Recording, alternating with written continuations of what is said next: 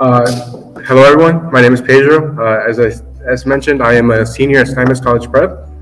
I'll be debating the affirmative side. So the status quo right now is putting safety net hospitals on the brink of closure, even though they are the primary site of care and a vital source for low-income and/or Black and Brown communities.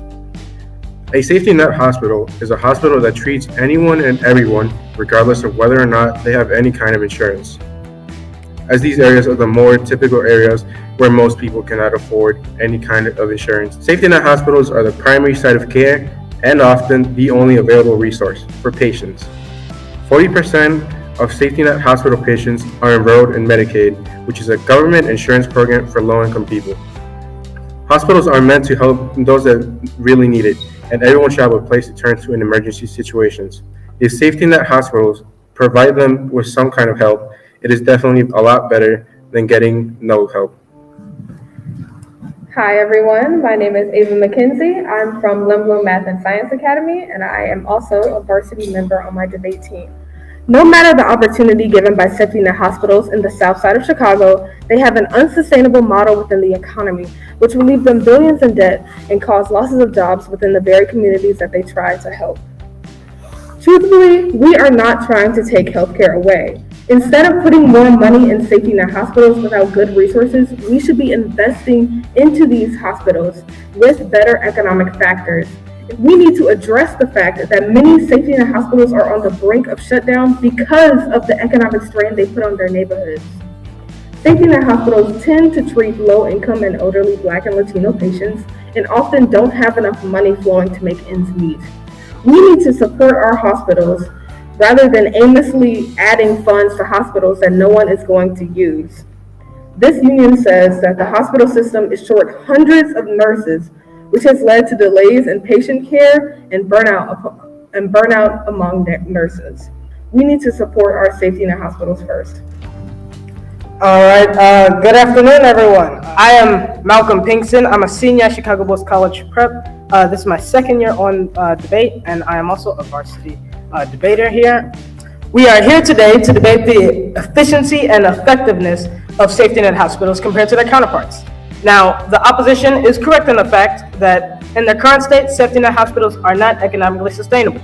However, it should be said for the record that the funding these safety net hospitals is also not economically sustainable.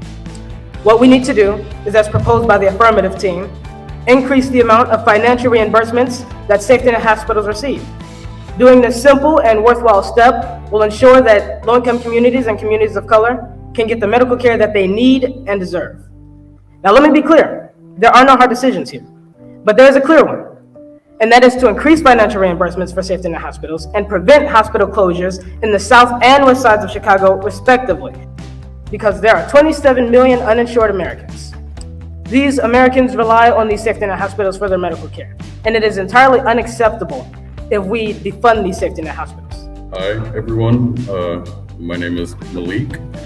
Safety net hospitals sound good on paper. They're institutions built on the principle that no one will be denied care, regardless of their ability to pay or the severity of their condition. However, what we see in actuality is a faulty and underpaid system that harms the vulnerable communities they claim to protect. Wasteful spending, unsanitary environments, and poor medical distribution are rampant among Chicago's safety net hospitals. We say the solution is not to flood a failing model with money it will be unable to manage responsibility, but to invest money into low-income communities. Our argument is substantially better because we offer extreme benefits to communities in need. Hello, my name is Armando Trejo. I'm from Steinmetz College Prep.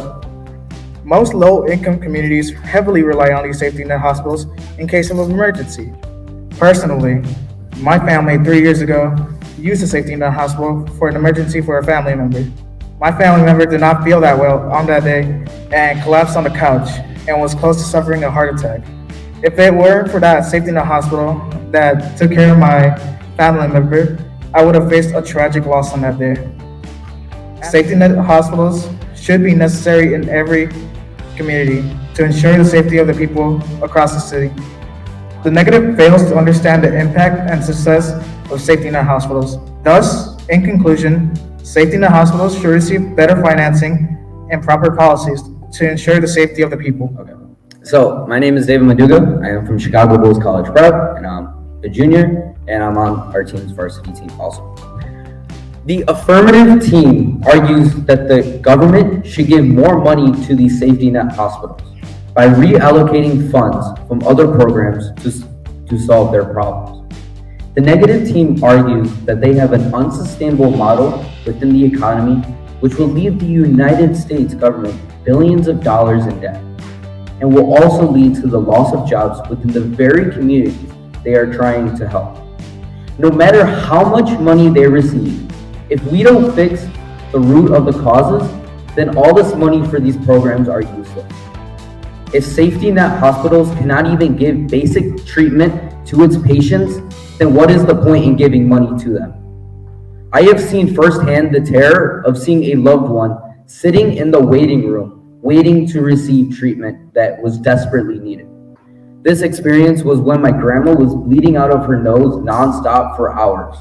And when we arrived at this hospital, we were waiting in a 5-person line who had similar problems or worse. Safety net hospitals do not need any further funding. This money can better be used to protect communities of color and give patients the treatment they deserve by solving the root of the problem in these communities. This is the reason why we should vote negative. Thank you very much for listening to my speech.